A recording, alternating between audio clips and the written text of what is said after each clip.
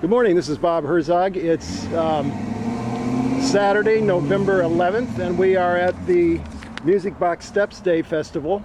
I'm here a little early and we're getting ready for the events of the day, which is a children's film festival. And I'm going to read from the flyer, which I'm holding here in my hand, which says, the Music Box Steps are where the famed comedy team of Laurel and Hardy filmed their 1932 Oscar-winning short, The Music Box. Film buffs flock here from around the world to honor the 133 stairs that gave our bungling piano movers such a hilariously hard time. Music Box Steps Day is a children's film festival intended to enhance neighborhood pride and educate our youth about this historical jewel in their midst. There will be free food, live entertainment, a raffle, and screenings of the famous film. This is sponsored by the Silver Lake Chamber of Commerce and the Office of Council President Eric Garcetti and Silver Lake Improvement Association. Hi, this is Lorraine, Kale, one of the organizers of the this Bob. event. Can I introduce you to Please do. Eric, who is the co-president of our organization, Hi, Eric. the Silver Lake Improvement Association. And most importantly, we'd like you to walk over, say hi to Dorsey and Eva and Ruth, also board Hi. members. Hi. This is a recording for the History Collective. All right. Oh. Wonderful. And Ruth, how many years have you been with us in the Many. 14 years? And Janelle, would you please say hello to Bob? He is filming us for the How you doing? Hi. History Oh, Collective. I know who you are. I was given your name. Wait a minute. I hit the oh, pardon me. There's Okay, we're going to go over here and meet Vince Brook, who is the organizer of this event and started it 12 years ago, but I'll let him explain. okay. Okay, we're going Back after dinner, I turned on the darn TV. Okay, and we want to meet.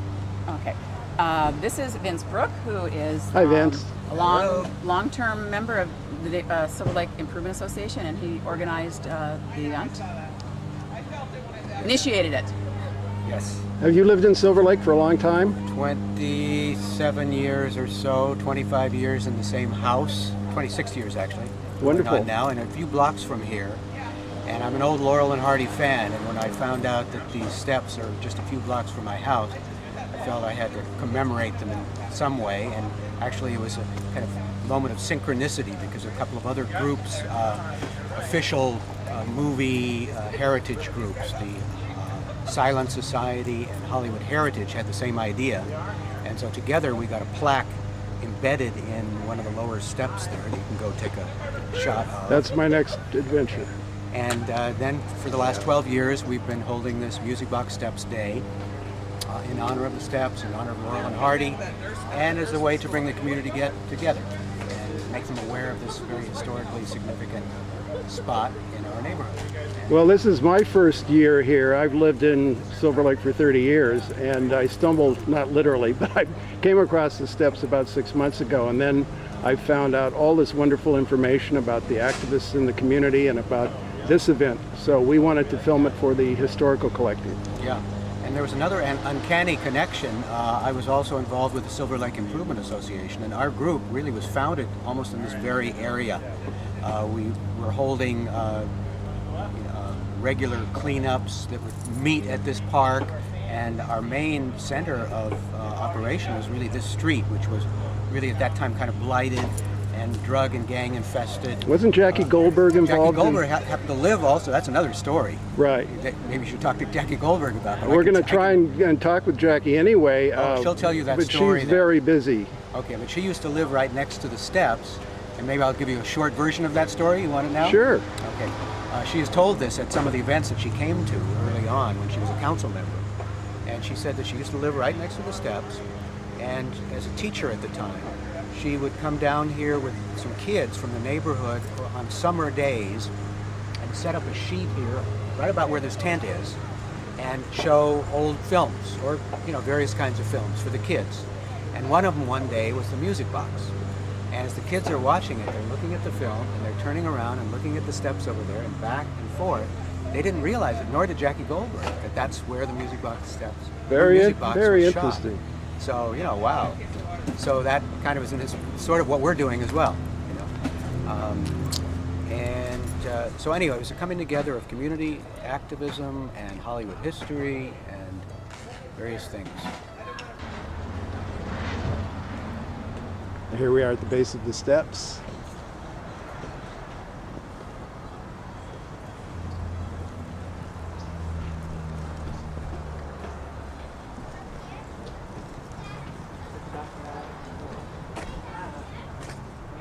And here's the plaque.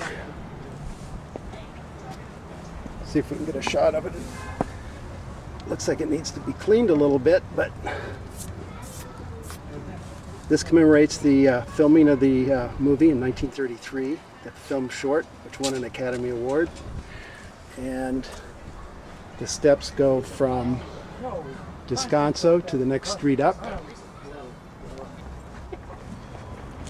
There are many sets of stairs in the Silver Lake and Echo Park area. They were built during the 1920s, in the middle of the 20s mainly, to link streets together so that people could walk from one level to the next without going all the way down to the next intersection. I've been on probably most of them, either up or down or both, in the last couple of years, and there is a map available through the city planner for Silver Lake. Dorothy, hi, I'm Bob Herzog. I'm with the Silver Lake Historical Collective, and we're here today filming the Music Box Steps event. And I just wanted to say hello to you and ask you if you're a resident, how long you've been a resident of Silver Lake. Well, I'm not a resident, but I live in Silver Lake, Las Feliz, not too far from the Griffith Park Observatory. But I came here in 1995 when they dedicated the Laurel and Hardy. And then I came for a few years after that, and then I missed a few years, so I decided to come again today. And I do know a few people from the Silver Lake Improvement Association, and I'm active in the Greater Griffith Park Neighborhood Council. Wonderful, good. Oh, thanks. I hope you have a good day. Thank you. And you're Finally, we have the other gentleman, the other half of the team here today. Good morning. Well, hello, good morning to you. How are you? Oh, well, I'm feeling quite dandy for 102 years old. You look great for your age. Thank you. You look great for your age. Thanks. Hi, this is Molly. Hi, Molly. Hi. Your mom's working here, right? How many years have you done this with your mom? 1 year. Just 1 year? Good. Well, I hope you do it many more. Yeah. Do you mind if I ask how old you are? I'm 14. 14, good age. Thanks. Masters of longevity, as you can see. Haven't aged a year here in 73 years. Clothes none the worse for wear. And we also do it to remind people in the neighborhood or make them aware of this historical jewel in their midst, and to give them a sense of neighborhood pride and increased neighborhood pride. And also, it's a part of Silver Lake Improvement Association's endeavors to improve the quality of life in our neighborhood, also deal with the youth in our neighborhood, and various other things. So I have to thank the various people who helped put this thing together. It's co-sponsored by the Silver Lake Improvement Association, by the Silver Lake Chamber of Commerce, Sharon Repkin and John Patterson, the leaders of that group. I think John is here, or he was earlier. Okay, and the also very instrumental in helping us get the tent and the tables and the chairs, helping us with funding and organization, and that's the last 6 years now or so, Eric Garcetti's 13th District Council Field Office. Let's hear it for Eric and company. Before that, it was Jackie Goldberg.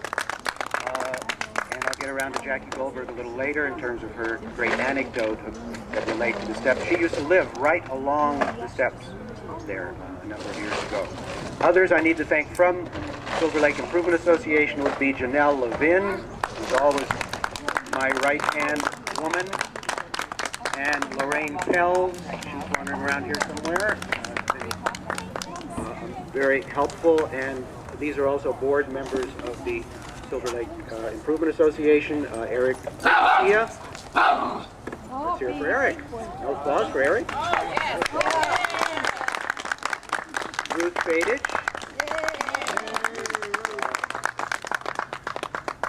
Tom David.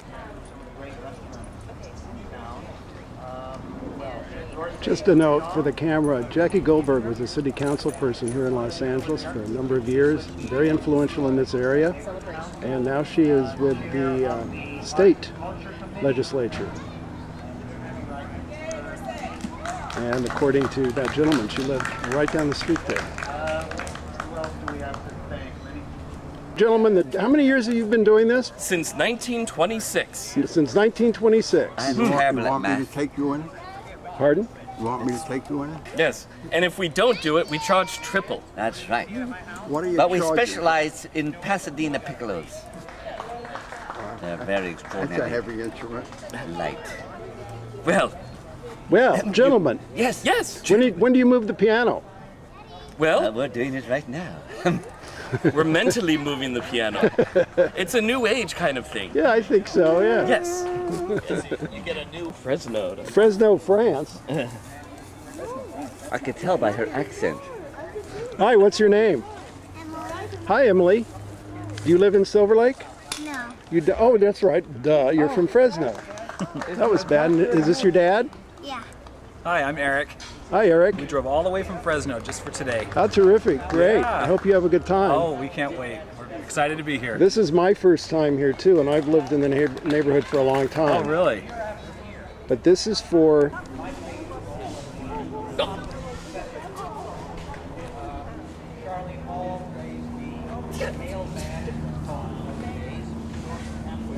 William Irene plays the very prim and proper mother.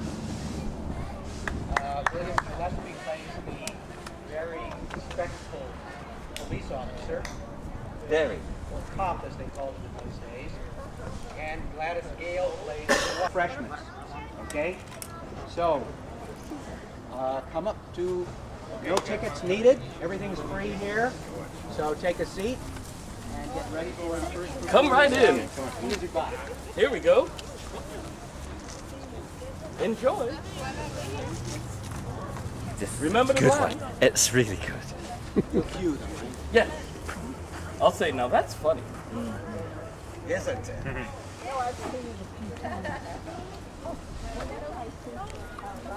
Special attention. This piano Come on has in. 88. There you go. How are you? Good to see you. Do you play the piano? Enjoy the movie. Now that's a nice lid. Do you play the piano? Okay. Well, perhaps you'll magically be able to play it when you leave the movie. Ava, have you ever seen this? Well, you have to go. Very good. Great. Fun movie. There you go. You're perfect. Now that my mother told me. Well, hello.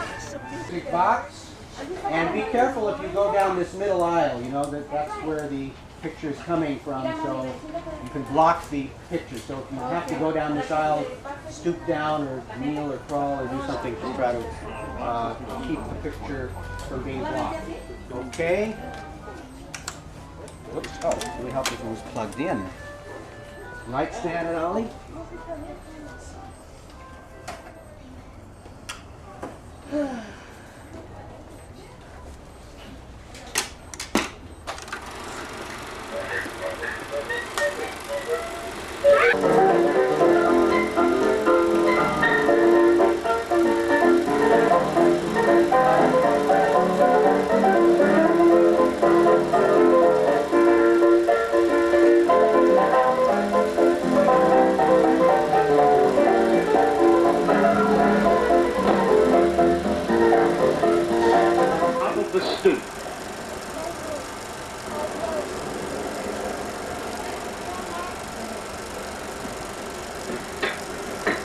Steady, Susie.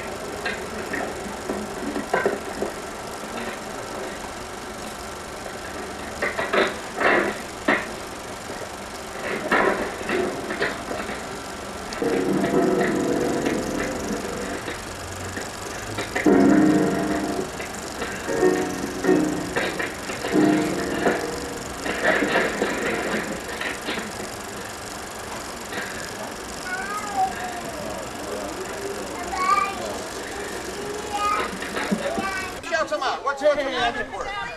Abracadabra, that's a good one. Presto, that's a good one.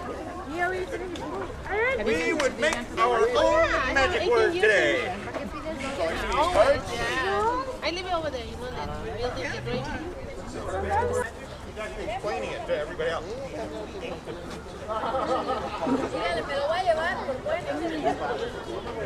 You don't know this about me yet, but I am an inventor. One of my latest inventions. Oh no!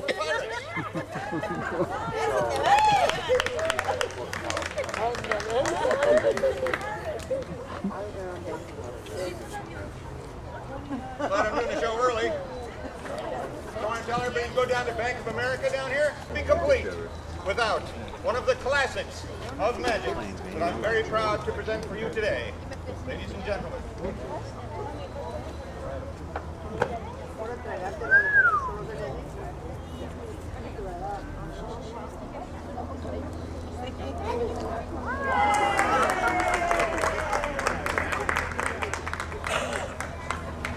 Sorry, kids have to see it. All right. How many people have seen a magic show where a magician takes an ordinary piece of rope, he cuts it in the center, and then he magically turns it into one piece of rope once again? Yo soy un hombre sincero, de donde crece la palma. Y antes de morir me quiero echar mis versos del mar. Guantanamera, Guarida Guantanamera, Guantanamera, Guarida Guantanamera. Mi verso es de un verde claro y de un carmín encendido. Mi verso es de un verde claro y de un carmín encendido. Mi verso es un ciervo herido que busca y me encontré. Guantanamera, Guajira Guantanamera, Guantanamera, los pobres de la tierra, quiero yo despechar. Los pobres de la tierra, quiero yo me suerte echar. El arroyo de la sierra me complace más que él. Guantanamera, Guajira Guantanamera, Guantanamera, Guajira Guantanamera. Guantanamera, Guajira Guantanamera, Guantanamera, Guajira Guantanamera. Thank you, Papi. Good job.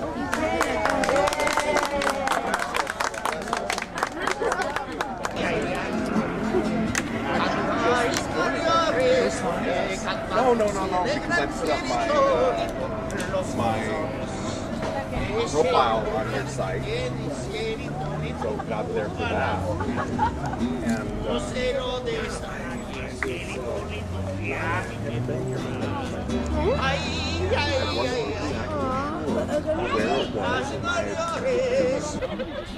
Give him a bell. Now it's my new partner. My new partner, Stan Laurel, right here. That's your hat. No, this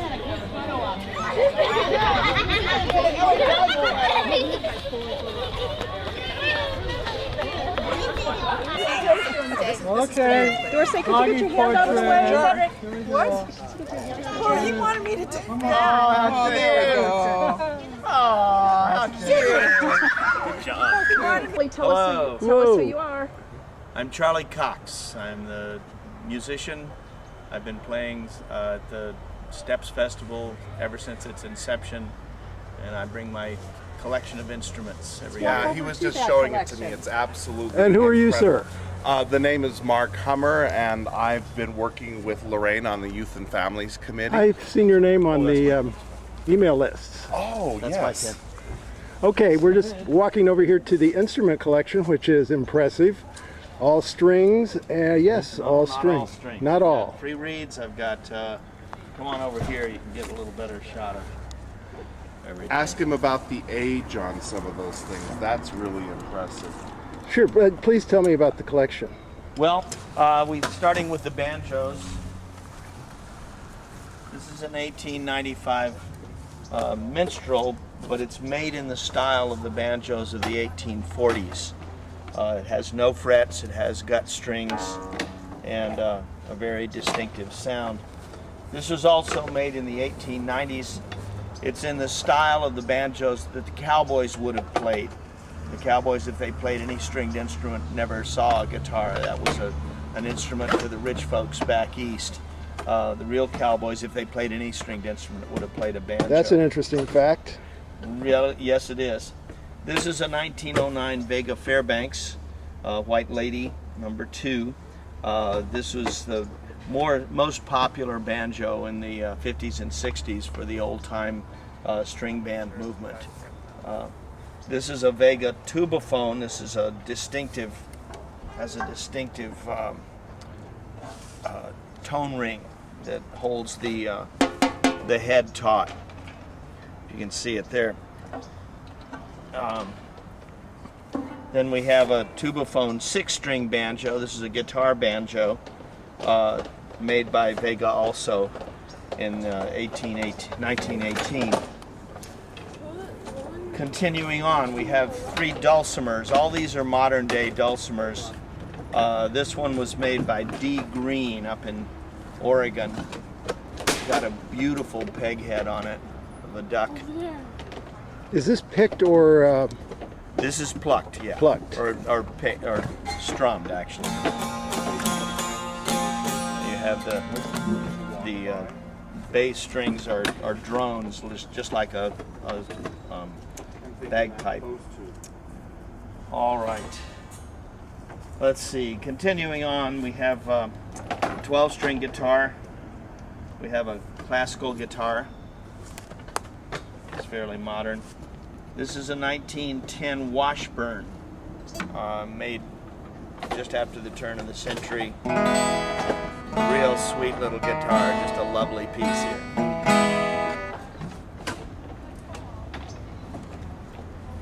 This is a conversion.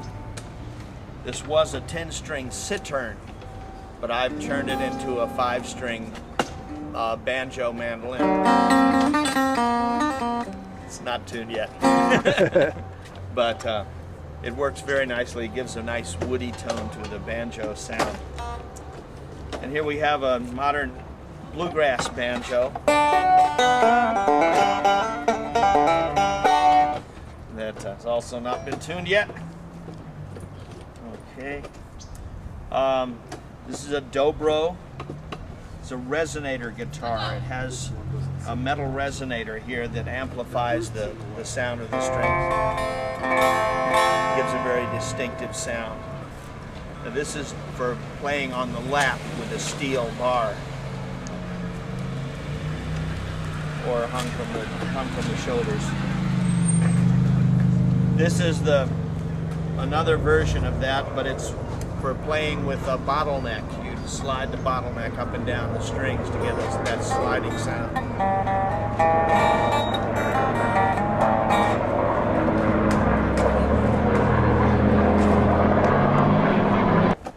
This is one of a series developed from the oud, or the short neck lute. This is the Middle Eastern instrument that the Crusaders brought back. The Arabs called it al-oud, which means the wood in Arabic. The British brought it back to England and called it a lute, and that's where the word lute comes from. This is the long neck lute. This is a bouzouki. This is from Greece. It has a similar instrument in Turkey called the saz, made very, very similarly. This was developed from the saz. And we have an old-time mandolin, bullback mandolin, made probably in the 20s, that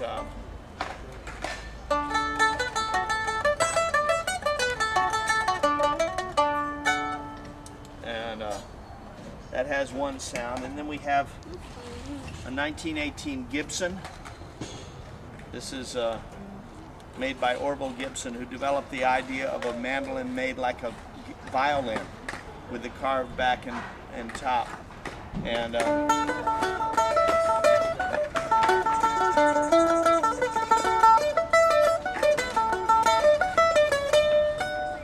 but this is a very sweet instrument here. Then we have another Vega banjo made as a mandolin banjo.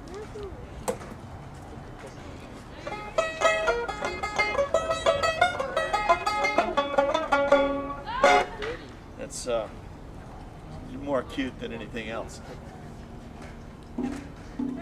Okay, coming around to the front again. While you move. This is a Martin Shenandoah guitar made in the early 80s. It's a nice little guitar. I like it a lot.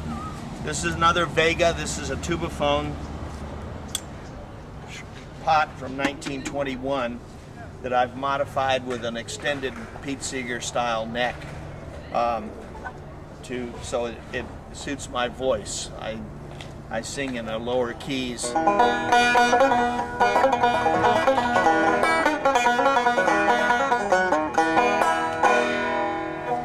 There we go. And that's the inlay on it was done in imitation of the original Vegas from back in the 20s.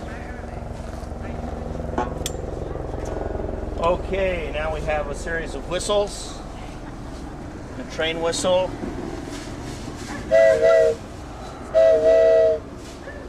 We've got a series of penny whistles. These are in different keys, F, E flat, D, and C.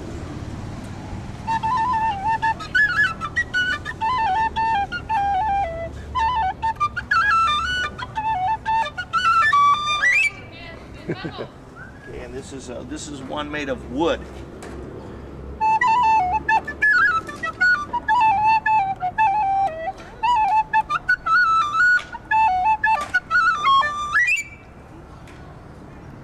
And this is an Indian flute made by the American, or in imitation of the American Indians' flutes. Has a very, very low or very, very soft sound.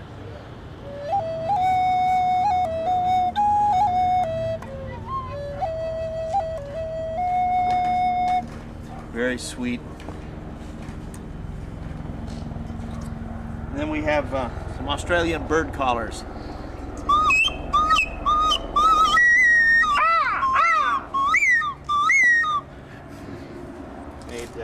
Made by Mr. Laurel just arrived. Aha! Aha! Stan, good to see you, sir. How you doing today, Stan? Bordering on excellent, I assure you. Let me finish here. And then I'd like to interview you. We're getting to the free reeds now. This is a Lachnal concertina from 1894.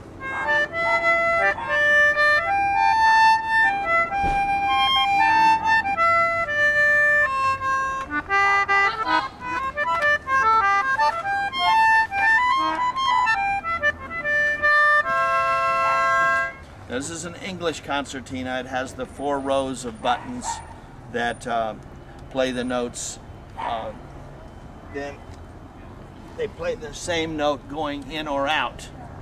This is an Anglo concertina. It has 3 rows of buttons, and you get a different tone for each direction of the bellows.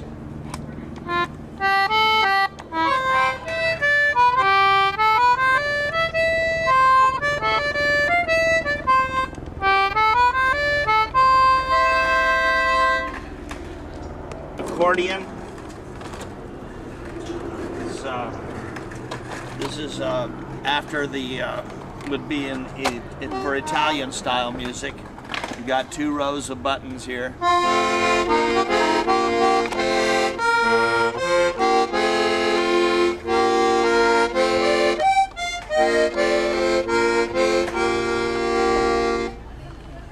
And that's that. And then here we have a Cajun accordion for Louisiana style music.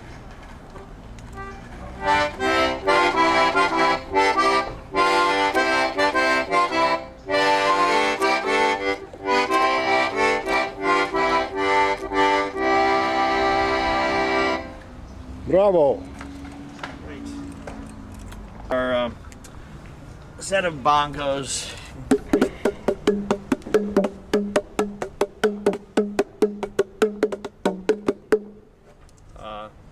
I love the 50s. The beats. The beat generation. Right. Then we've got an Irish bowdon, or hand drum.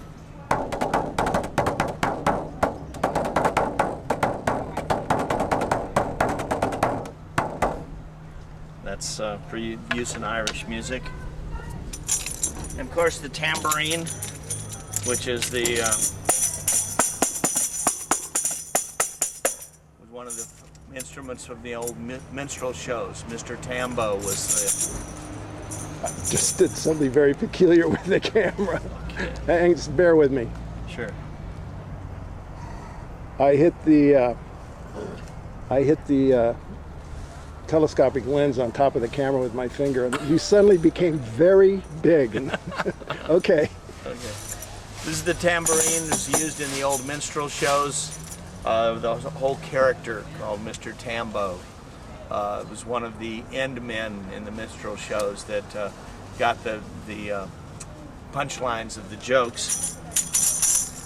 The other end of the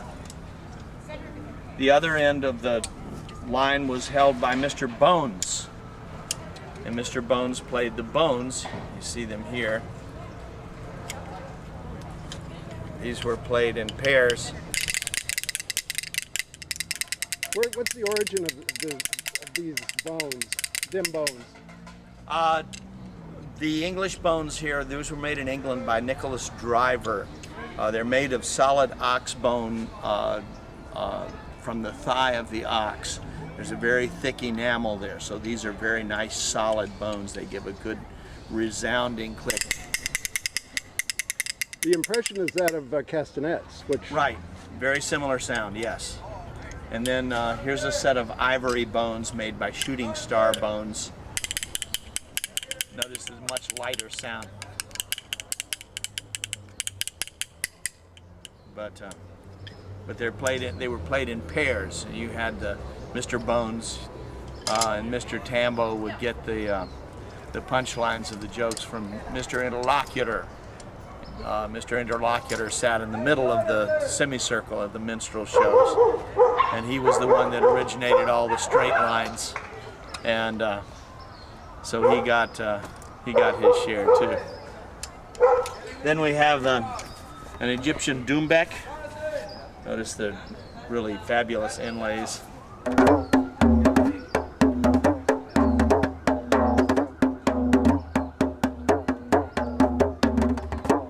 Ya Habibi. All right. Right. Say that the name again. Mr. Limberjacks. Oh yes. This is great. We sit him down here and tap the board.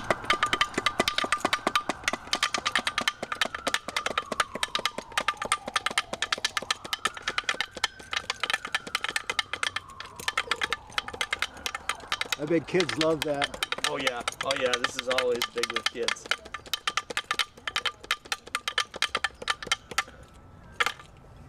Hey, thanks very much for that display. It was wonderful. All these beautiful instruments, and later you're going to be performing on them by yourself. Yeah. Do you have a troupe? No, I just have myself. What I'll be basically doing is just sort of showing people around the collection as they'd like, playing what instrument they'd like to hear. All right. To what extent I can. Very good. I'm sure it'll be great. I'll be here. Thank you Great. very much. You're very welcome. Thank